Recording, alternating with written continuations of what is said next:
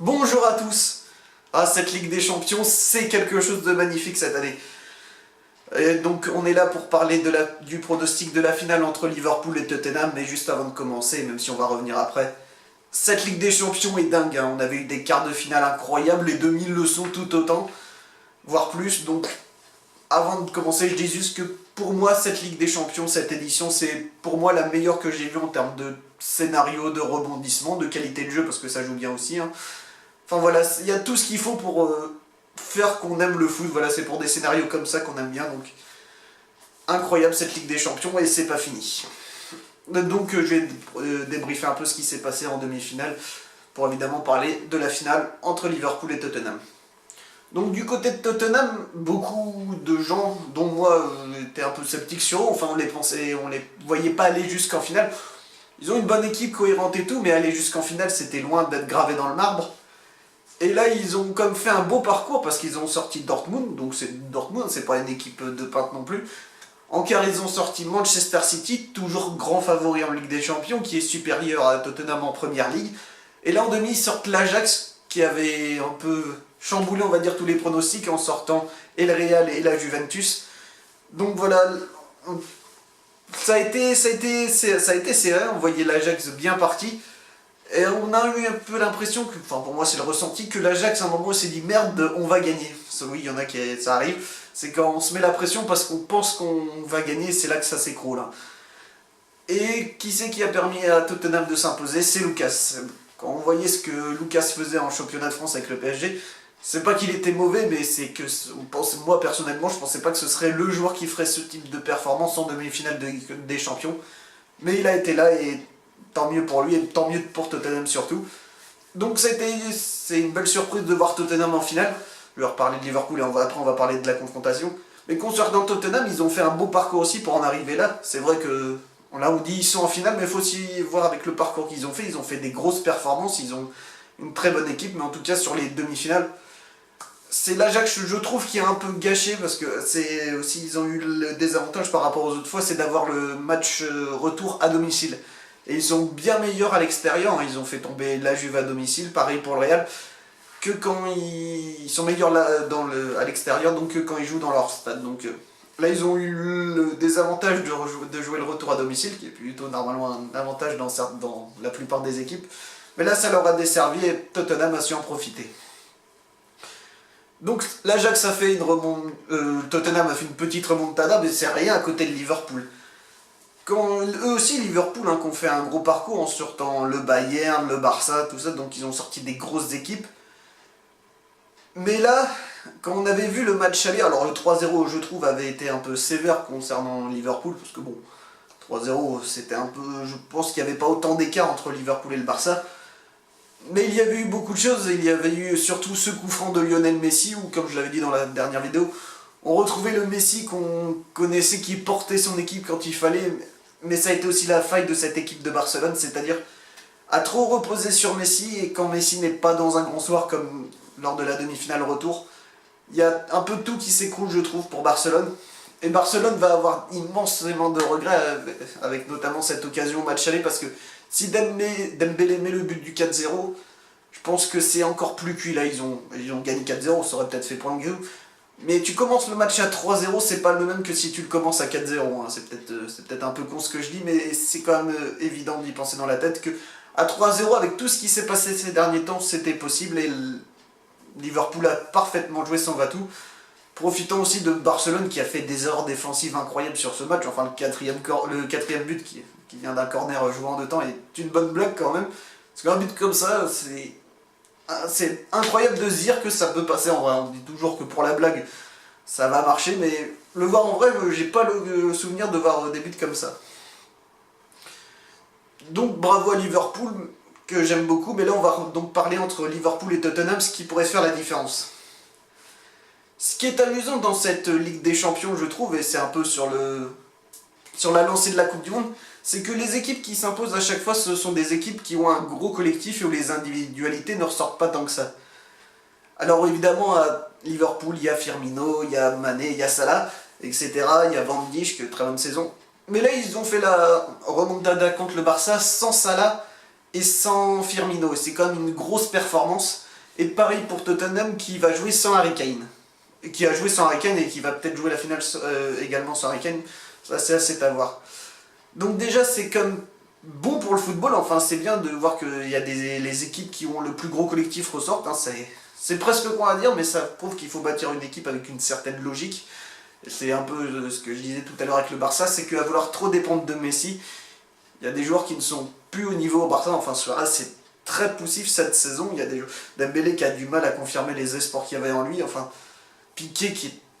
Voilà, il y a eu toujours des débats sur Piqué, je pense qu'il y en aura toujours. Donc voilà, pour moi, c'est bien que ce soit des équipes qui ressortent avec un gros collectif et c'est cohérent qu'elles soient en finale. Alors lequel je vois favori? Alors on peut comparer poste par poste, mais déjà ce qu'il faudra voir, et là je peux pas le dire, ça va venir avec le temps, mais on peut déjà anticiper, c'est sur les absences. Puisqu'on a vu que Harry Kane était blessé depuis assez longtemps maintenant, je crois que c'est depuis les huitièmes ou les quarts de finale de Ligue des Champions. Et là, pour jouer en finale, il ne va pas pouvoir jouer de match 1 parce que le dernier match de championnat d'Angleterre arrive très bientôt et je pense pas qu'il soit rétabli. Est-ce qu'il pourra jouer face à Liverpool en finale? Ça va être tendu. Faudrait pas que ça fasse comme Diego Costa avec l'Atlético en 2014. Alors, si vous vous rappelez pas, pour l'anecdote, en 2014, Diego Costa, pareil, s'était blessé quelques temps avant. Il est allé voir des médecins, je crois que c'était en Russie, pour essayer de tenter le coup et de jouer la finale contre le Real Madrid. Résultat, Costa était sorti au bout de 10 minutes de jeu sur la première accélération. Et ça avait coûté un changement de l'Atlético et après ils avaient complètement explosé en prolongation 4-1 et peut-être qu'avec un autre changement en plus ça aurait peut-être changé les choses, hein, j'en sais rien, mais ils avaient tenté un coup de poker, là la jurisprudence des Costa en 2014, donc faut faire attention, Harry Kane de toute façon il ne pourra pas jouer 90 minutes hein, en jouant aucun match. S'il joue ce sera une petite partie, alors évidemment c'est Harry Kane, c'est le capitaine de l'Angleterre, etc. Mais les mettre titulaires, je sais pas si c'est une bonne chose, peut-être plus le garder pour genre un bout de prolongation, on sait jamais, mais... Lucas a montré hier qu'il pouvait être buteur, il y a d'autres joueurs qui peuvent marquer dans cette équipe, hein. Il y a Son, enfin il y en a d'autres, Dele Alli, tout ça. Donc, déjà de ce côté de Tottenham, il y aura ce problème à gérer, du côté de Liverpool, ça va être pareil pour Firmino et Salah. Normalement les deux, eux, devraient être établis, Firmino oui. Salah logiquement aussi, mais aussi vont peut-être être à court de rythme aussi, parce qu'ils n'auront pas joué non plus les derniers matchs, et la finale de Ligue des Champions c'est quand même le 1er juin, donc il y aura le temps de laisser passer, donc être coupé comme ça à bout de rythme pour quasiment un mois pour certains, parce qu'ils n'ont pas joué là, ça va peut-être être compliqué à retrouver le rythme. Donc il y aura aussi un gros match du côté des entraîneurs évidemment, puisque d'un côté on a Pochettino qui fait un gros boulot depuis qu'il est arrivé à Tottenham, hein. Il est arrivé je crois c'était vers 2014-2015 si je dis pas de bêtises. Comme quoi aussi, à partir, il faut quitter le PSG pour être bon en Ligue des Champions, parce que Pochettino a joué au PSG, j'ai découvert ça, et il est en finale Ligue des Champions. C'est peut-être juste pour la petite blague. Hein. Mais Pochettino qui fait du très bon boulot à Tottenham depuis qu'il est là, il l'a emmené en finale de Coupe de la Ligue d'une année, enfin en Ligue des Champions il progresse chaque année je trouve, là. Évidemment ça franchit un palier parce qu'ils vont directement en finale. Et de l'autre, évidemment, on a Jürgen Klopp, peut-être l'entraîneur le plus apprécié au monde. De toute façon, il entraîne l'entraîneur le plus apprécié au monde qui entraîne le club le plus apprécié au monde. Hein. Je ne sais pas s'il y a des gens qui n'aiment pas Liverpool. Hein. Mais voilà, Jürgen Klopp qui, lui, par rapport à Pochettino, aura l'avantage de connaître les finales de Coupe d'Europe. Parce qu'il en a perdu 3. Il a perdu en Ligue des Champions, en Ligue Europa, pareil, quand il entraînait Dortmund. Celle de 2013, c'était lui aussi qui était sur le banc. Donc il connaît un peu, évidemment l'année dernière avec Liverpool il était présent face au Real. Donc c'est un entraîneur qui doit franchir ce palier s'il veut pas devenir un éternel second on va dire. Mais je pense que dans ces finales de Ligue des Champions, il y a l'expérience qui joue énormément dans ces cas-là. Je pense qu'il a un petit avantage parce qu'il connaît ça. Et il va savoir appréhender les finales. Il a perdu les 3 qu'il a joué, que ce soit en Ligue Europa ou 2 en Ligue des Champions. Donc il connaît ça. Après, Pochettino, lui, a eu l'avantage, ce qu'il a bien fait aussi, de prouver qu'il savait corriger les erreurs qu'il faisait dans ses compos de départ. Hein, pendant plusieurs matchs, notamment la demi-retour hier, où il a fait des changements qui ont permis à son équipe à chaque fois d'être bien mieux dans le match. Ça avait fait pareil contre Manchester City, c'est faire les bons changements au bon moment. Mais pour moi, je donne quand même l'avantage à Klopp pour l'expérience, parce qu'aussi on a envie qu'il gagne, forcément, Jürgen Klopp, mais... Je trouve que Liverpool là-dessus, sur le match des coachs, c'est un peu eux qui s'imposent. Alors sur les autres titulaires, le milieu de terrain, Tottenham, la défense, bon, je pense que ça va être assez équilibré, il y a des points faibles et des points forts dans chaque équipe. Un autre élément qui peut être en faveur de Liverpool, mais bon ça c'est un élément qui ne veut pas dire forcément grand chose quand on sait ce qui se passe, c'est que donc c'est une finale qui va opposer deux clubs d'un même pays, et donc cette année à chaque fois c'est Liverpool qui s'est imposé face à Tottenham les deux fois où ils ont joué, où ça a été assez serré à chaque fois. Est-ce que ça a un incident psychologique? Perso, de base je ne le penserais pas, mais quand il y a à chaque fois deux clubs d'un même pays, c'est souvent celui qui est meilleur face à lui qui s'impose. En 2013, le Bayern avait battu Dortmund. Pareil contre le Real qui avait battu l'Atlético, où ils étaient supérieurs en championnat également.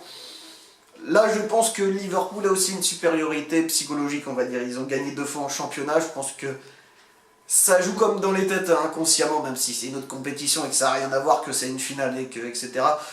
Il n'y aura pas la pression des supporters, parce qu'évidemment, c'est ça qui est aussi incroyable à Liverpool et ce qui les a permis de faire tomber le Barça, je pense, c'est de jouer à Anfield. Quand vous êtes joueur et que vous jouez dans un stade comme ça, c'est obligé que ça vous transcende. Je pense que Anfield, ça doit être une des plus belles ambiances de stade au monde. Donc là aussi, c'est un autre contexte, mais je crois quand même que Liverpool ait battu deux fois Tottenham en confrontation directe, ça change beaucoup de choses. Donc voilà pour moi tous les avantages, on va dire, à chaque point que j'analyse, je trouve que Liverpool est légèrement supérieur. Après, comme on l'a dit avec cette Ligue des Champions, rien n'est impossible. Il y avait quelqu'un qui a fait comme blague qu'on pourrait finir avec un 5-5 avec un quintuplé de Sissoko alors que Liverpool menait 5-0, j'ai trouvé ça très drôle. Mais en même temps, c'est tellement imprévisible cette Ligue des Champions que pourquoi pas, on est à l'abri de rien. Et pour moi, c'est du 60-40, on va dire, pour Liverpool. Si Tottenham s'impose, ce ne sera pas non plus la grosse surprise du siècle. Mais voilà, il y a des avantages dans les deux camps. Alors peut-être que Hugo Lloris, lui, du côté de Tottenham, fera le doublé après la Coupe du Monde l'année dernière, peut-être Ligue des Champions, la première fois qu'il gagnerait. Pareil, du côté de Liverpool, ah oui, aussi un autre truc important à dire et qui a montré ses preuves, c'est la qualité du banc. À Liverpool, quand on a vu les 4 buts qu'ils ont marqués, c'est Origi et Wijnaldum qui étaient. Enfin, Wijnaldum joue quand même assez souvent à Liverpool. Origi, moi je regarde pas tous les matchs de Liverpool, mais j'avais l'impression qu'il avait un peu disparu de la circulation et là il plante un doublé en demi-finale de Ligue des Champions.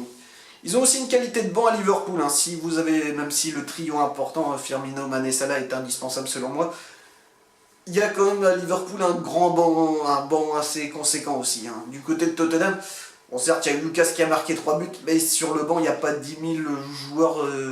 C'est pas la même qualité de remplaçant. Et pareil dans une finale de Ligue des Champions, je pense que ça peut influencer. Donc voilà, comme je l'ai dit, tous les avantages pour moi, même s'ils ne sont pas majeurs, à chaque fois c'est en faveur de Liverpool. Donc pour tous ces arguments, je vois Liverpool s'imposer et remporter cette Ligue des Champions 2019. Donc voilà, c'était ma petite vidéo pronostic sur cette finale de Ligue des Champions. Comme je l'ai déjà dit, cette Ligue des Champions est impossible à pronostiquer de toute façon. À chaque fois on pense quelque chose, la semaine d'après, boum, on est corrigé. Là, le 1er juin, qui va s'imposer, comme je l'ai dit, Tottenham est légèrement désavantagé, je pense, par rapport à Liverpool, par rapport à l'expérience, tout ça, la qualité des joueurs, du coach, tout ça. Tout semble pencher en faveur de Liverpool. Et pour une fois, Jürgen Klopp sera favori avec Liverpool, ce qui n'était pas le cas lors des autres finales qu'il a disputées.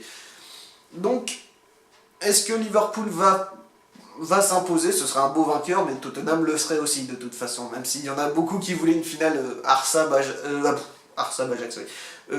Barça-Ajax, parce que évidemment c'est la qualité de jeu des deux équipes qui ont peut-être produit le plus, même si évidemment l'Ajax c'était très collectif et le Barça c'était surtout du Messi. Mais voilà, cette Ligue des Champions, de toute façon, quoi qu'il arrive avec le vainqueur, ça aurait été, comme je l'ai déjà dit, je pense la plus belle édition de Ligue des Champions qu'on ait eu depuis le temps. Pas pour les clubs français, c'est sûr, mais quand on aime le football, quand on voit les matchs qu'on a vus, on ne peut être que satisfait cette saison des rebondissements, du scénario, de l'émotion, de tout ce qui fait qu'on aime ce sport. Donc voilà. On va bien profiter de cette finale, mais on se retrouve la semaine prochaine pour parler du cas Mbappé, et en attendant, ne faites pas trop les foot.